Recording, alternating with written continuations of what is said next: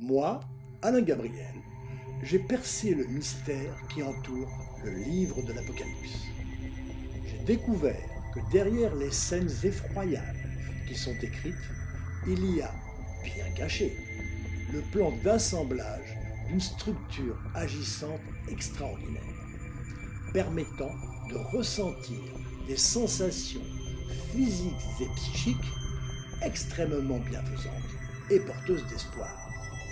J'ai trouvé comment décoder ce plan crypté si mystérieux, ce qui m'a permis de construire cette œuvre d'art aussi exceptionnelle, l'Extasium. Le secret caché dans le livre de l'Apocalypse, c'est l'Extasium, l'œuvre d'art la plus extraordinaire, tant par sa conception que par les effets bienfaisants qu'il procure. C'est l'œuvre d'une vie, 37 ans de recherche solitaire, 93 versions acoustiques, des centaines d'esquisses et de tableaux préparatoires, à la fois architecture, peinture, électronique, chant, musique, informatique, cinéma, kaléidoscope, effets impressionnants, la sensation de jouissance absolue, le cadeau de Dieu. Voici comment j'ai découvert, construit et assemblé l'Extasium, cette œuvre d'art si complexe et extraordinaire que j'ai poursuivie pendant 37 ans. Comment les effets bienfaisants, fantastiques, qu'il me procure chaque jour sont apparus.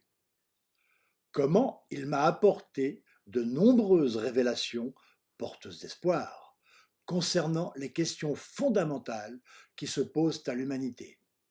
Que faisons-nous sur Terre? Qu'y a-t-il après la mort? Pourquoi la souffrance? À quoi ressemble Dieu? Comment il m'a fait connaître Dieu en dehors de toute religion, dans une approche d'artiste scientifique.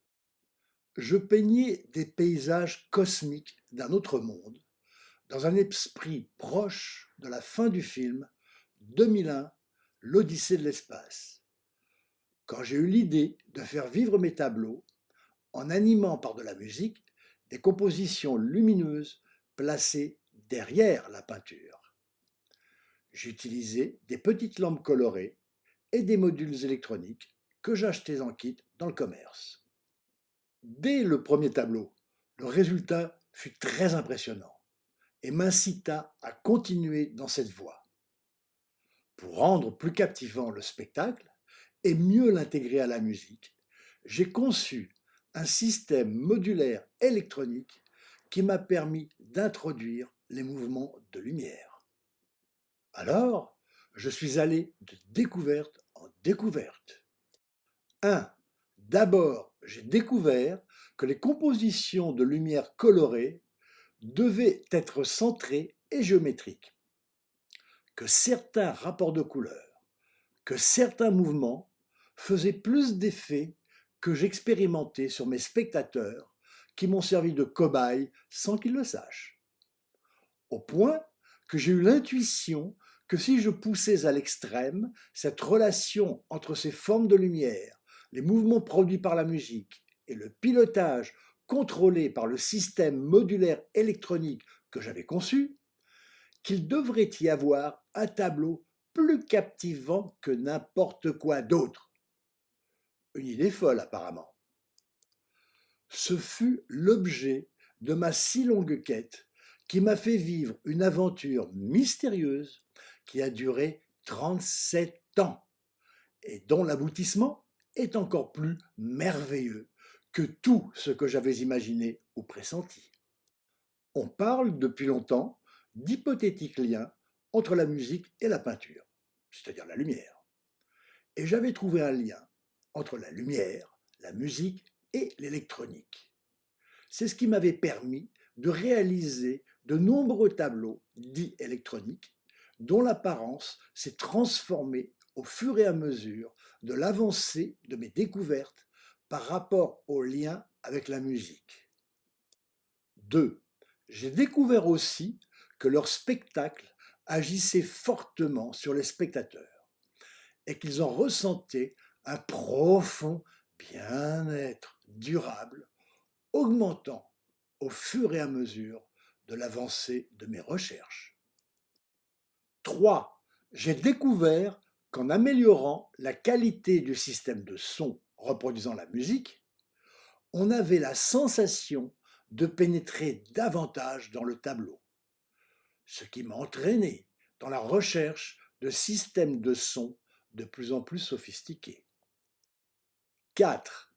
J'ai découvert qu'un certain nombre de personnes, après avoir regardé le spectacle du tableau, ont commencé à chanter spontanément des chants comme venus d'un autre monde, produisant des sons qu'on est incapable de reproduire en temps normal et en oubliant tout juste après. J'ai fondé le groupe Dreammaker, qui a évolué au fil du temps, jusqu'à me retrouver seul, mais continuons de chanter toutes les semaines.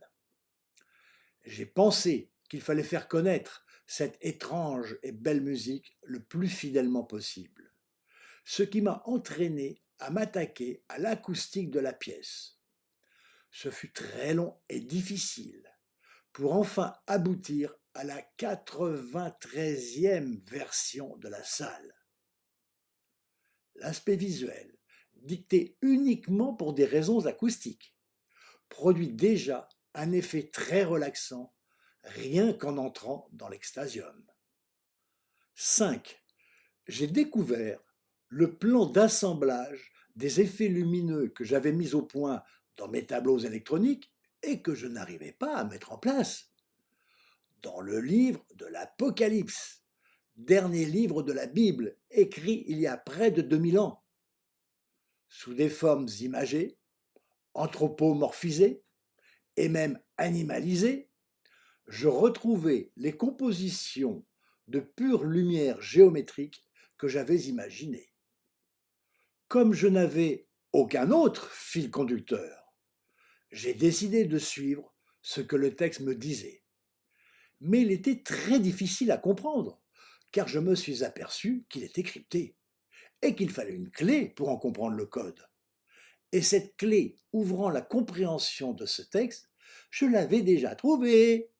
C'était la relation lumière-musique-électronique. 6. J'ai découvert que cette œuvre d'art produisait des effets paranormaux en m'envoyant, entre autres, de nombreuses visions, principalement géométriques, dont je me suis servi de certaines pour construire le tableau et même l'acoustique de la salle.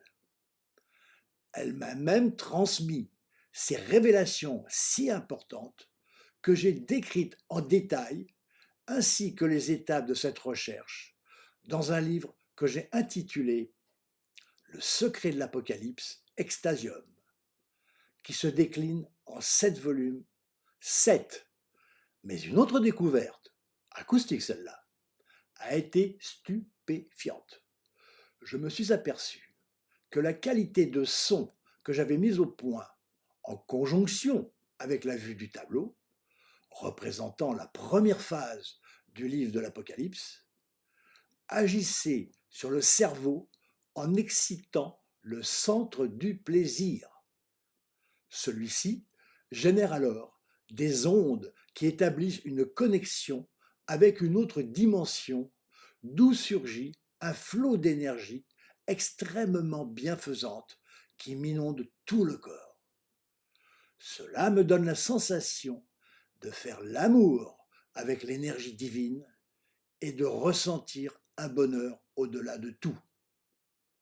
C'est de ces moments que j'expérimente chaque soir, depuis que je les ai découverts, que me proviennent toutes mes inspirations artistiques et les révélations. Au début du livre de l'Apocalypse, il est écrit que c'est un ange qui transmit ce texte à Jean, lui-même porte-parole de Jésus, qui parlait au nom de Dieu. C'est donc Dieu qui a offert à l'humanité ce cadeau si extraordinaire qu'est l'extasium, permettant non seulement de le contempler, mais aussi de le ressentir dans ses multiples aspects, sans aucune croyance ni préparation préalable. C'est pour cette raison que cette œuvre devrait se répandre sur toute la terre. Mais en attendant, je suis le seul à pouvoir ressentir ces sensations si fabuleuses.